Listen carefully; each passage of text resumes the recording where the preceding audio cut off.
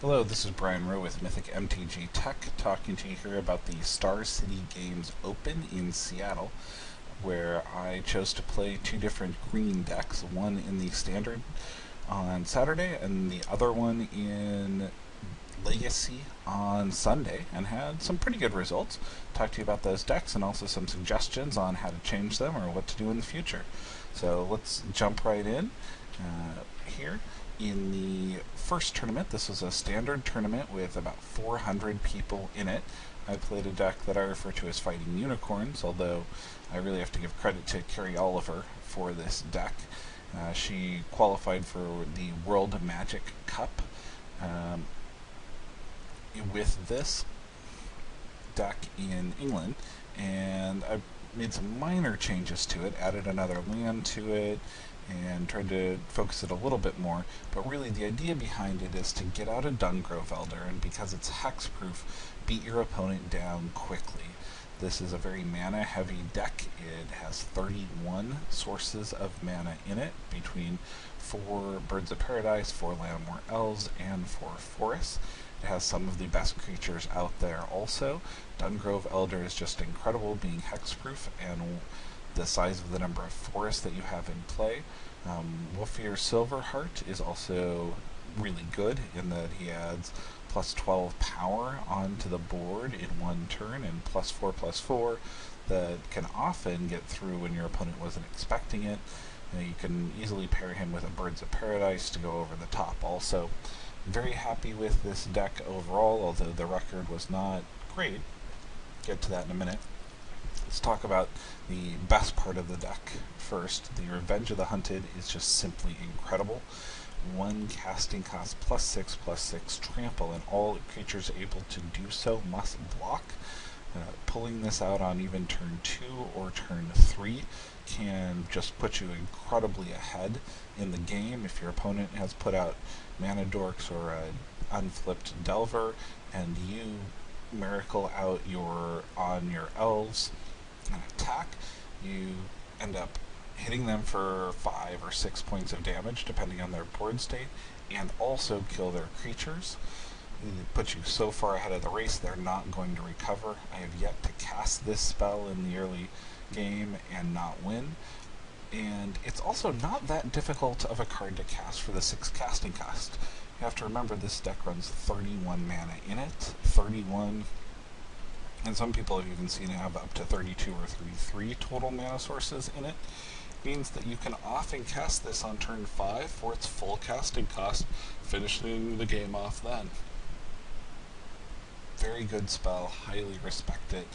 I would love to fit another 1 or 2 into the deck. Underland Tracker is also a really nice spell in here. Now it's not perfect in the current metagame because both Gutshot and Vapor Snag hit it pretty hard, but you get it out in the mid-game, it can turn your Dungrove Elder into creature removal, basically allowing you to clear the path for whatever you need, take out Delvers, fight other things. I also like that he is much easier to cast than some of the other answers to Delver in green. A 1 casting cost answer that you can then start using on turn 2 to pump your own Strangleroot Geist, get that Undying counter on them, and remove one of your opponent's creatures is just great. I love this little fight bear. Very happy with him. So the outcome for me on day 1 was not great. I went 3-3, winning the first round and then losing after that, and then coming back and winning some. I dropped after 6 rounds. The deck is supposed to pretty well crush Delver, and it's a matter of who ends up with a stronger draw.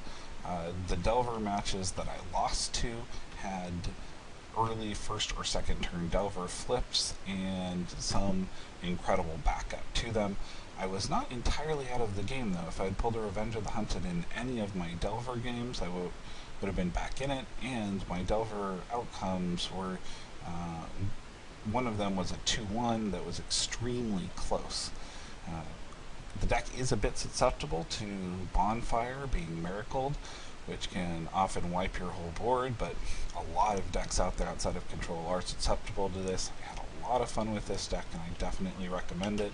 Need to give thanks to both Carrie Oliver for putting together this great deck and doing a pair of really good articles over at Channel Fireball's site, and also give credit to Marguerite Cottrell, who I've been playtesting with a lot recently, who's beat me down with Revenge of the Hunted several times in her standard Infect deck, showing me how powerful this card was. The deck list is over on Tapped Out. I definitely recommend it for people who want a good shot at beating Delver, but also having a nice, fun, powerful, stompy deck in the current environment. The next deck that I played was a Legacy deck. This is one that I call Wild Mavrik. It's based heavily off of the Mavrik archetype, but also includes Wild Nicottle. The current environment is very combo heavy, and having a first turn 3/3 is extremely nice. Being able to attack with that creature for 4 or 5 or 6 with Exalted puts an extremely fast clock on your opponent. It also works really well against decks like Merfolk, which I beat twice early in the tournament, because your Nicottle is larger than their creatures, and Exalted allows you to save blockers and get through with an attacker easily with a Mother of Runes. Very happy with this deck overall, although there's some minor changes that I would look at if I were to play this again. Scavenging Ooze is one of the absolute best cards in the deck. I'm very happy to run 3 of them. You can swing races, deal with your opponent's threshold, remove threats in Reanimator. Super happy to have this card in there. Another great card that I have in here that most people don't, as they're playing Swords to Plowshares, is Path to Exile. Path to Exile I really like in this faster beatdown version because it doesn't give your opponent life and it keeps the clock going. It's also better than Swords to Plowshare against Gristlebrand. If you Swords to Plowshare Gristlebrand, I'm just going to draw 7. If you Path to Exile him, I'm going to think twice about drawing 7 in that particular situation because my life is going to be much, much lower. I love Path to Exile as removal, especially against decks like Delver, where you may end up being in a situation where your one Exalted creature is racing one of their evasive creatures, and not giving them life is extremely important in that case. Though the all-star for the deck has to be Green Sun Zenith. Being able to cast it on pretty much any turn and grab up an amazing answer or an incredible beatdown creature or just mana acceleration is great.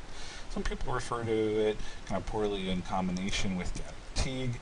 What you have to remember is you're only going to cast the Green Sun to go get Gaddock if you already have a dominant board state, and it stops your opponent's Jaces, Force of Wills, other things from getting them back into the game. So I'm very happy to have that minor risk associated with this card because it is incredibly powerful as a tutor. You've got to remember it's been banned in Modern because it is always good, and it's still always good to have cast in Legacy. The other card that I wish I had actually been playing one more of in this deck is Thalia. Thalia just makes people play fair, stops the deck manipulation that's going on in the current environment with several decks playing 4 Brainstorms and 4 Ponders. Thalia slows those cards down significantly, lets you get in some decent damage. With Exalted, it combos extremely well with the first strike. I was very happy to have this card out, and I would definitely up it to 4 in future builds. The other things that I would like to look at for changes, though, is Linvala is great for the mirror match and also really good against some of the combo decks with Gristlebrand. And I look forward to playtesting a Johnny Color of the Pride in this deck in the coming weeks as M13 comes out. I started the tournament 4-0, and then I ran into another Mavrik deck that had a better build for mirror matchup, and I ended up losing that along with the next 2 to a pair of combo decks that went off extremely quickly. And then I picked up my last round to end up in 62nd place, and I was very happy with the outcome overall. I would have liked to have picked up 1 or 2 more of those games against combo. Another Thalia would have definitely made that a lot easier. And I am happy to play this deck in the future. If you have any questions about it or sideboarding, other things like that, I would love to talk about this deck. It's currently my favorite deck in Stand or in Legacy. So this has been Brian Rowe giving a review of Star City Games Open in Seattle for Mythic MTG Tech. I definitely suggest showing up to Star City Game large tournaments like this. They're extremely friendly. People were great to play against. There was a lot of good competition there and good prizes to be had. Thanks. Until next time, this has been Brian Rowe.